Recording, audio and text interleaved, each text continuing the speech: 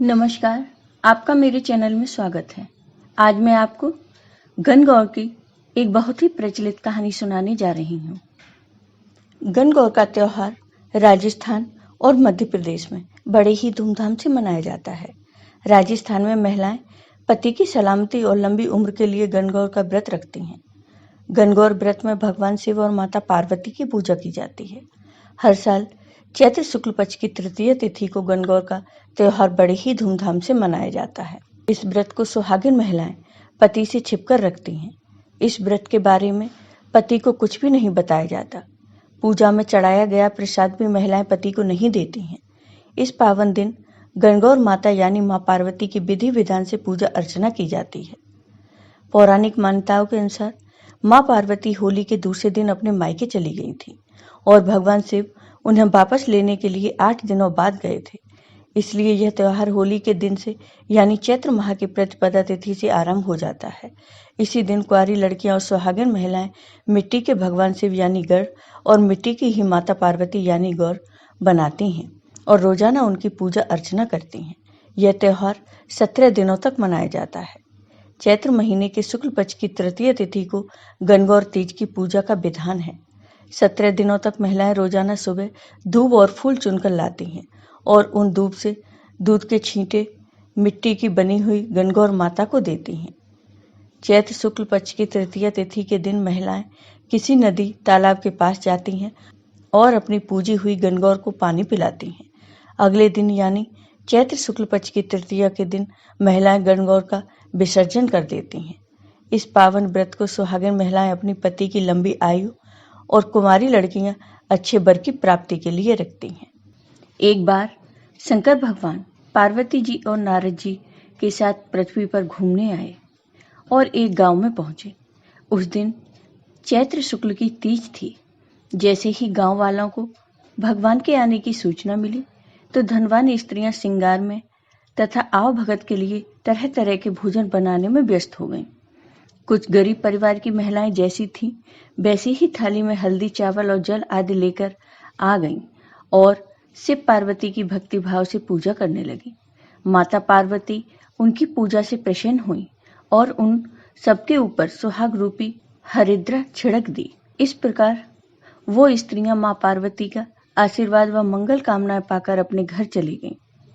कुछ देर बाद अमीर औरतें भी 16 श्रृंगार कर 56 भोग सोने की थाल में सजाकर आ गईं। तब भगवान शंकर ने पार्वती जी से कहा कि सारा आशीर्वाद तो तुमने पहले ही उन स्त्रियों को दे दिया है, अब इनको क्या दोगे? पार्वती जी ने कहा, आप उनकी बात छोड़ दें। उन्हें ऊपरी पदार्थों से निर्मित रस दिया है, इसलिए उनका सुहाग धोती से रहेगा, परंतु इन लोगों को मैं अपनी उंगली चीरकर रक्त सुहाग रस दूंगी, जो मेरे समान ही सौभाग्यशाली बन जाएंगी। जब कुलीन स्त्रियां शिव पार्वती की पूजा कर चुकी तब मां पार्वती ने अपनी अंगुली चीरकर उन पर रक्त छिड़ककर अखंड सौभाग्य का वर दिया। इसके बाद पार्वती जी ने शिव जी से कहा, मैं नदी में नहाकर आती हूँ। मां पार्वती ने नदी के किनारे जाकर बालू से शिवलिंग बनाया और आराधना करने लगी। शिव जी ने प्रसन्न होकर वरदान दिया कि आज के दिन जो भी स्त्री मेरा पूजन और तुम्हारा व्रत करेगी उनके पति चिरंजीव रहेंगे और अंत में उन्हें मोक्ष मिलेगा। इसके बाद पार्वती जी वहां गईं जहां शिव जी व नारद को छोड़कर गई थीं। शिव जी ने देर से आने का कारण पूछा तो पार्वती जी ने बहाना बनाया और कहा, नदी के किनारे मेरे भाई भाभी मिल गए थे, उन्होंने दूध भात खाने का आग्रह किया, इसलिए देरी हो गई। शिव जी बोले, हम भी दूध भात खाएंगे और जंगल की तरफ चल दिए। पार्वती जी ने सोचा कि मैंने झूठ बोला है, मेरी पोल खुल जाएगी। वह प्रार्थना करती हुई पीछे पीछे चल दी। जंगल में पहुंचने पर देखा सुंदर माया का महल बना हुआ था। उसमें पार्वती जी के भाई और भाभी विद्यमान थे।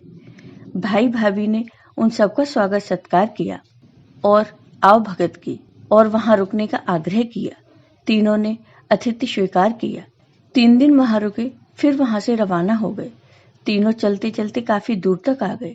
शाम होने पर शिव जी पार्वती जी से बोले कि मैं अपनी माला तो तुम्हारे मायके ही भुलाया हूँ।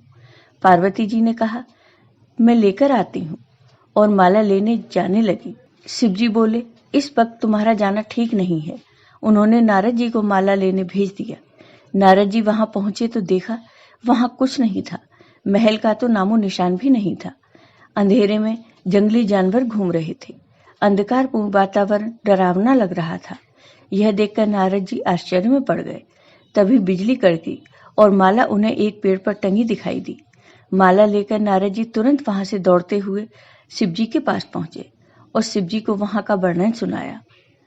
सुनकर शिव जी हंसने लगे और उन्होंने नारद जी को बताया कि पार्वती जी अपनी पार्थिव पूजा की बात गुप्त रखना चाहती थी, इसलिए झूठा बहाना बनाया था और फिर असत्य को सत्य करने के लिए उन्होंने अपने पति धर्म की शक्ति से माया महल रचा था।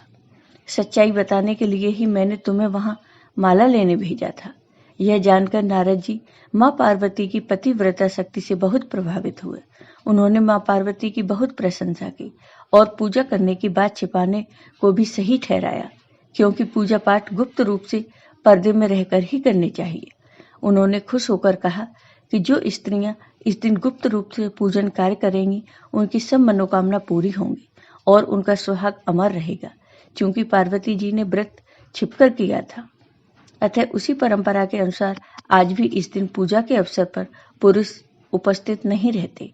तो हे मां पार्वती, जैसे आपने इन धनी वर्ग की स्त्रियों का सुहाग अमर किया है, वैसे ही अपने सभी भक्तों के सुहाग को अमर करना।